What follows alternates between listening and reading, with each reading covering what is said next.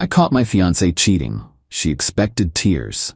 Instead, I said, "Thank you for showing me who you really are." Then I had her things moved to her mother's house while she was at work. Her shock when she came home to an empty closet and changed locks. I, 32 male, owned my townhouse outright. Inheritance from my grandfather when he passed 4 years ago. 3-bedroom, 2-bath, nice neighborhood. Worth about 340 Kalers in today's market. This matters, remember it. My fiancée moved in a year ago. Let's call her my ex-fiancée now because that's what she is. We'd been together 2 years, engaged for 6 months. Wedding was supposed to be in September. She worked part-time at some boutique downtown, maybe 20 hours a week, brought home around $800 a month. I'm an IT consultant making 6 figures. Paid all the mortgage, already owned it, but still, taxes and insurance. She covered groceries and utilities, maybe $400 a month contribution total. Last week Thursday, finished a client call early, decided to surprise her with lunch. Grabbed Panera on the way home. Her favorite, that Asian sesame salad with extra dressing she always orders. Pulled into my driveway, her white Honda Civic there. Another car too, black Audi A4. Didn't recognize it. Walked in my front door, carrying 2 salads and drinks. Heard it immediately, that sound. You know the one. Coming from upstairs. My first thought was, no way. Second thought was, that's my bedroom. Went upstairs, door halfway open, and there they were. My fiancé and some dude I'd never seen. In my bed, the bed I bought. In my house, on a Thursday afternoon, stood there watching for maybe 10 seconds, brain just processing. Then I said, huh. The scrambling was genuinely impressive, Olympic-level panic. She screamed. He literally fell off the bed trying to grab his pants. My fiancé wrapped the sheet around herself. Oh my God, baby, this isn't, I can explain. The guy was hopping on one foot, pulling on his jeans. Nice watch, probably mid-30s. Cologne I could smell from the doorway, something expensive. You should probably leave, I told him. Voice flat. Weird how calm I felt. Dude, I'm so sorry, I didn't. Front door's downstairs.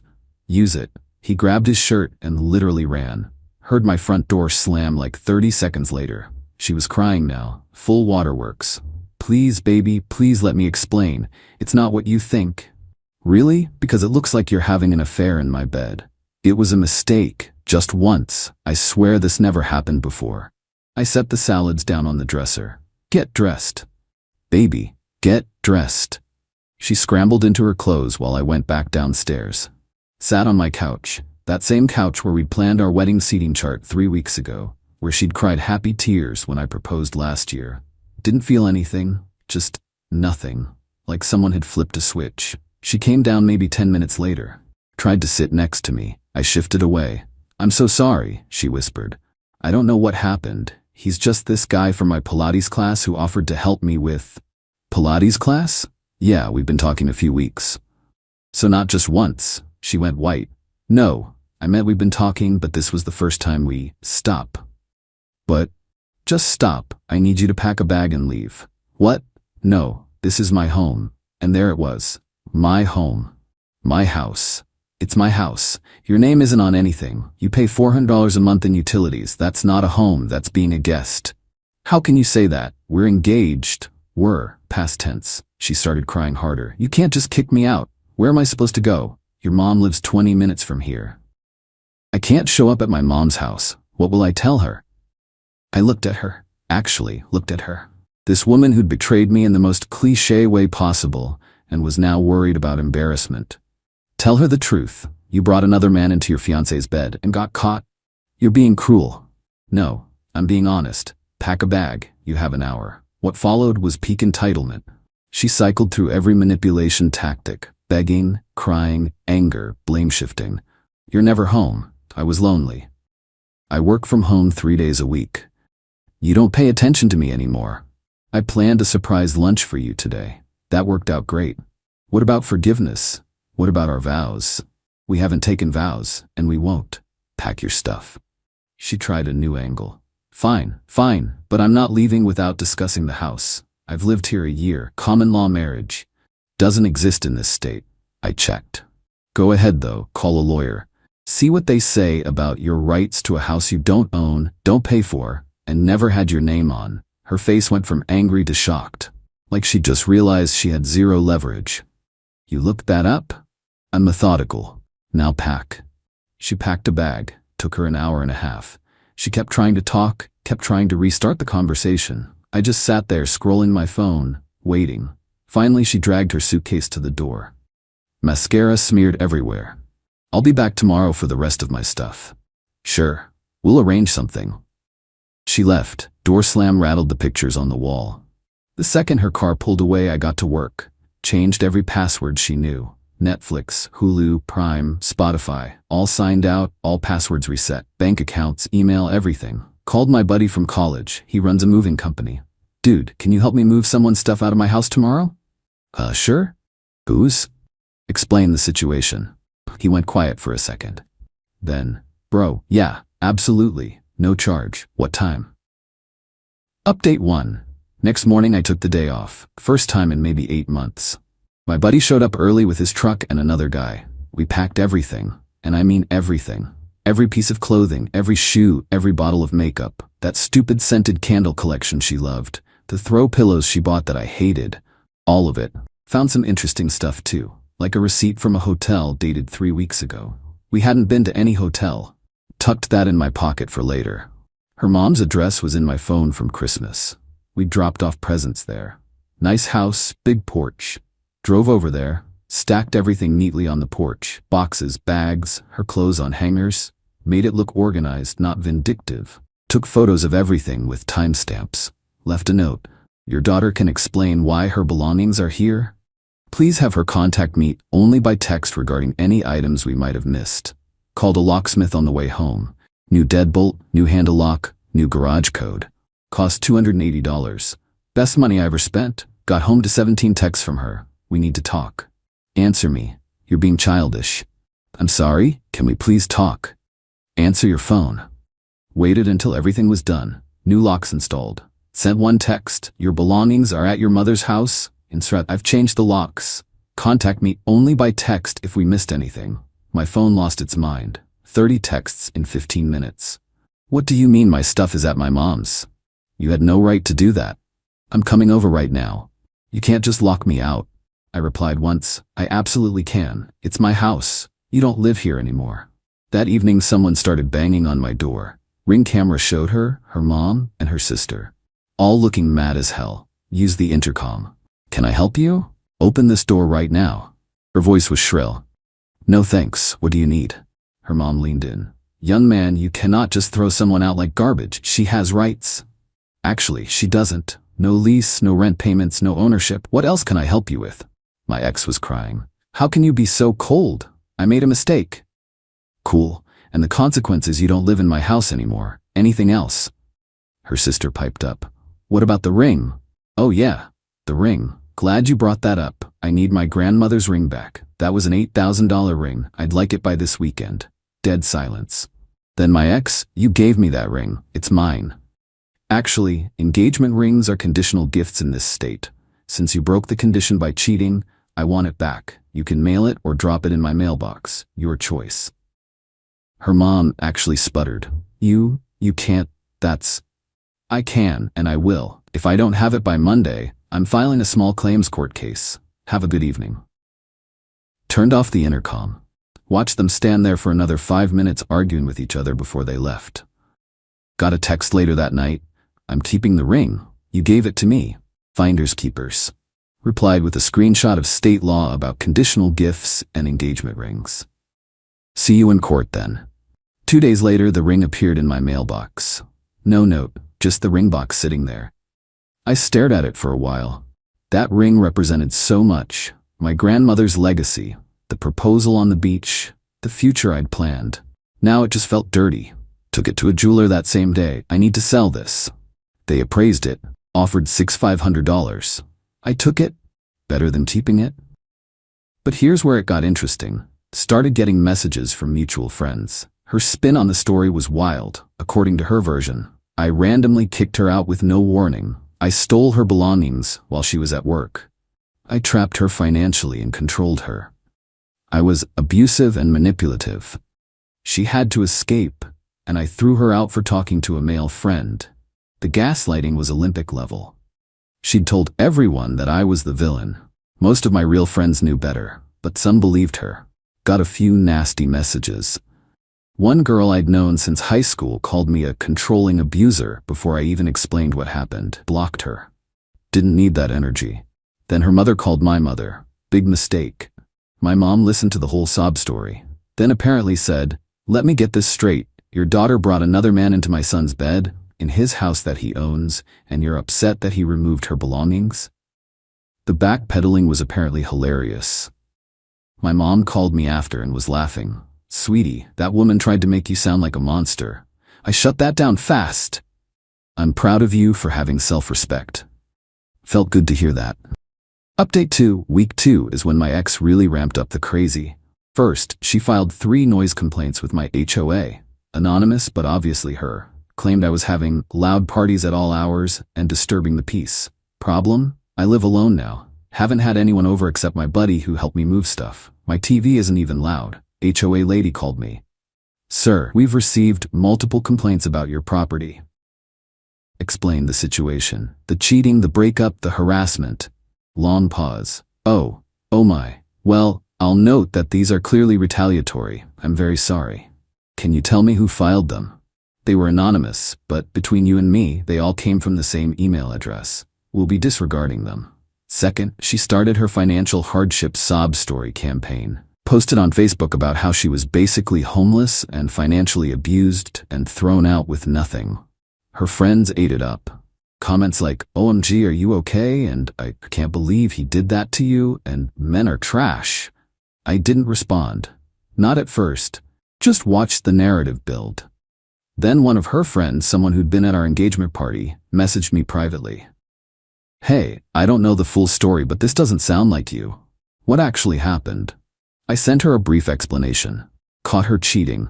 Removed her from my house that I own. She had family support and her own income. Oh, she's not telling people that part. Yeah, she's not. Do you have proof? Because she's making you sound awful. Sent her the hotel receipt I'd found. The one from 3 weeks before I caught them. Yeah, we never went to any hotel together, but she did apparently. Holy crap, I'm so sorry. She's lying to everyone. I know, it's fine. People who know me know the truth. But it wasn't fine. Because then she showed up at my workplace. Middle of the day. I was on a call with a client. Receptionist messaged me, "There's a woman in the lobby crying, says it's a family emergency." My stomach dropped. Excused myself from the call. There she was, red puffy eyes, tissue in hand, looking devastated. But the second she saw me, something flickered in her expression. Something calculating. "We need to talk," she said loudly. Everyone in the lobby could hear. "About the baby." Time stopped. "What baby?" She put her hand on her stomach. "Our baby. I'm pregnant." Every person in that lobby was staring. My boss was in the waiting area. The receptionist's jaw dropped. "Outside, now." We went to the parking lot. Out of view of windows, her whole demeanor changed. Tears stopped, arms crossed, smirk on her face. "So, you gonna take me back now? Because I'm not raising a baby alone. Are you actually pregnant? Does it matter? Everyone in there thinks I am, including your boss." My hands were shaking. Not from fear, from rage. "You're lying. Prove it. Maybe I am, maybe I'm not. Either way, you look like the asshole who knocked up his fiancée and then abandoned her. If you're pregnant, when the baby comes, you'll pay child support. Minimum. Or we could just get back together. Fix this.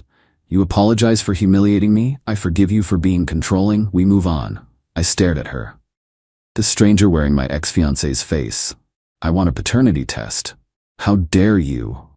"Of course it's yours." "Then you won't mind the test."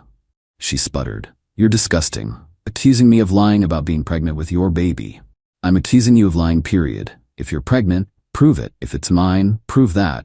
Otherwise, stay away from me and my workplace." Walked back inside. Went straight to my boss's office. "I need to talk to you about what just happened." Explained everything.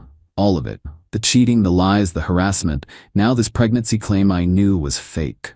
My boss, this amazing woman in her 50s who doesn't take crap from anyone, just nodded. "She's banned from this building. I'll tell security. If she shows up again, we call the police." "I'm so sorry this happened at work."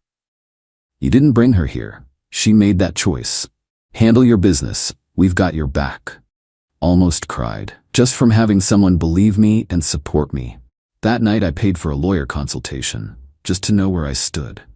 Lawyer was blunt. If she's lying, that's fraud and harassment. Document everything. If she's actually pregnant, you'll need that paternity test. Don't sign anything without proof. And if this continues, restraining order. Left with a folder and a headache. Next day her sister texted me.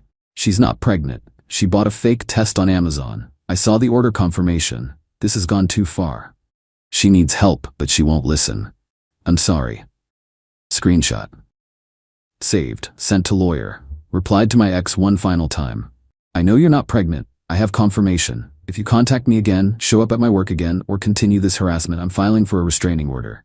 This is your only warning. 3 minutes later, I could have been pregnant. We had unprotected the week before. It could have been real. But it wasn't. Lose my number. Blocked her on everything, every platform, every possible way to contact me. Update 3. Final 2 weeks of silence. Actual peace. Then I got served. Small claims court papers. She was suing me for $6,000. The claims were hilarious. $3,000 for illegal eviction, $2,000 for emotional distress, $1,000 for stolen property. Apparently I stole some earrings she can't find. Took it straight to my lawyer. She read it and actually laughed out loud. This is getting dismissed. You own the house. She had no lease. You gave her all her belongings. The emotional distress claim from catching her cheating? Please. And stolen property she can't identify? This is garbage. So I'm good? Better than good. We're countersuing for your legal fees and possibly filing a harassment claim. She's been at your work, filed false complaints, lied about being pregnant. That's a pattern. Court date came up fast. 3 weeks later. Walked in.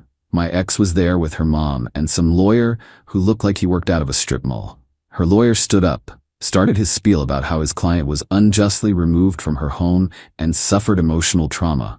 My lawyer let him finish, then stood up with a folder. Your Honor, the defendant was not a tenant. She had no lease, paid no rent, and had no ownership claim to the property. The plaintiff, who owns the home outright, discovered her in bed with another man. He then removed her belongings, carefully and safely, to her family's home. We have photos showing all items were properly handled. Showed the photos, the neatly stacked boxes on her mom's porch, the timestamps. As for emotional distress, the defendant caused that herself through infidelity.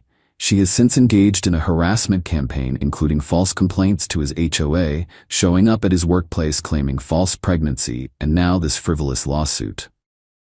The judge looked at my ex. Ma'am, did you or did you not engage in an extramarital affair? She went red. That's not relevant to, it's very relevant to your emotional distress claim. Answer the question. We had a lapse in judgment, but did you engage in an affair while living in the plaintiff's home? Yes. Judge turned to her lawyer. Counselor, why are we here?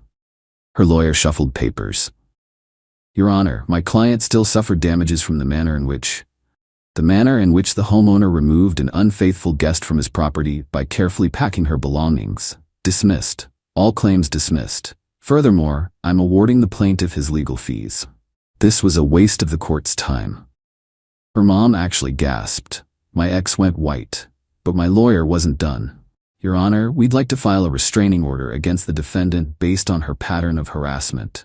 Presented everything. The fake pregnancy, the workplace visit, the HOA complaints, her sister's texts confirming the fake test. Judge looked at my ex like she was something stuck to his shoe. Restraining order granted. 1 year, no contact. If you violate this, you'll face contempt charges. We're done here. Outside the courthouse, her mom started screaming at me. Actually screaming. You ruined her life. She's depressed. She can't work. This is your fault. Security moved her along before I even had to respond. My lawyer looked at me. Drinks? You're buying. We went to a bar nearby. She told me this was one of the most clear-cut cases she'd ever seen. Most people cave, take them back, try to work it out. You didn't. You protected yourself, documented everything, and stood firm. Good for you. It didn't feel good at the time. Probably not, but you'll look back and be glad you did this right. She was right. That was 3 weeks ago. Life's been quiet since then. Good quiet. Sold my grandmother's ring for $6,500. Used that money to completely redo my bedroom. New bed, new mattress, new everything. Painted the walls a color I actually like instead of that beige she picked. Got art that doesn't suck. Redecorated the living room. Got rid of those awful throw pillows. Bought a gaming setup for the spare room I'd been wanting for years, but she said, "Look childish." My townhouse feels like mine again. Actually mine. Started therapy. Working through trust stuff. Making sure I don't carry this baggage forward. Therapist says I handled the situation with remarkable clarity and self-respect. That felt good. Got back into stuff I'd let slide. Built a home gym in the garage. Started meal prepping. Actually, using that smoker I bought 2 years ago. My friends, real friends, have been great. Buddy who helped me move stuff has me over for poker weekly now. Says I dodged a nuke, not just a bullet.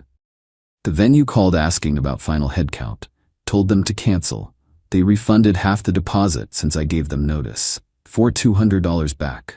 That went straight into savings for an actual vacation. Somewhere she never wanted to go. Thinking New Zealand. Work's been good. Boss made it clear the whole office has my back if my ex tries anything again. Haven't seen her since court. Heard through mutual friends she's living with her parents now. Apparently the gym guy blocked her when she tried to contact him. Then she tried getting back with some other ex who told her to get lost. She's been posting those vague, depressing Facebook statuses. When you finally see who people really are, type stuff. Zero self-awareness. Don't care. Not my problem. The restraining order means she legally can't contact me for a year. Best gift I ever got from a judge. Started casually dating again. Nothing serious, just coffee here and there. Trying to remember what it's like to trust someone. Taking it slow. But honestly, being alone has been great. Healing. Needed this. Learned a lot from this whole mess. Trust your gut. When something feels off, it usually is. Protect yourself. Document everything. Think logically, even when emotions are high. Don't accept blame for someone else's choices. She cheated. Her consequence. Self-respect isn't negotiable. The second you compromise on that, you've lost. And sometimes the best revenge isn't revenge at all. It's just consequences. Natural, logical consequences. She thought she could have her cake and eat it too. Comfortable life with me, excitement with gym guy. When I took away the comfort, she fell apart. That's not my fault. That's just reality catching up. The engagement ring sold. The lawsuit failed. The restraining order got granted.